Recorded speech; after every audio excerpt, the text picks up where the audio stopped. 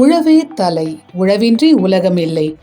உழவை விவசாயிகள் நேசிக்கும் விதமே தனிதான். கேரள மாநிலம் வயநாடு மாவட்டத்தை சேர்ந்த விவசாயி ஒருவர் தனது நிலத்தில் உருவாக்கியுள்ள பிரம்மாண்டமான நெல் ஓவியம் அனைவரையும் அசர வைத்திருக்கிறது.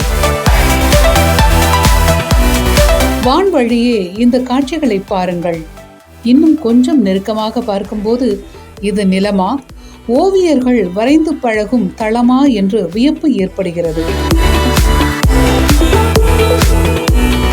வயநாடு மாவட்டத்தில் ஆண்டுதோறும் நெல் பயிரிடும் காலங்களில் பேடி ஆர்ட் எனப்படும் நெல்களை கொண்டு வயல்களில் உருவாக்கப்படும் பிரம்மாண்டமான கலை வடிவம் மிகவும் பிரபலம்.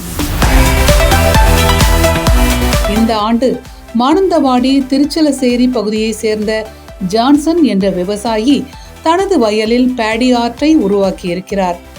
இயற்கையுடன் கூடிய உறவை பிரதிபலிக்கும் வகையில் இவரது நெல் ஓவியம் அமைந்திருக்கிறது.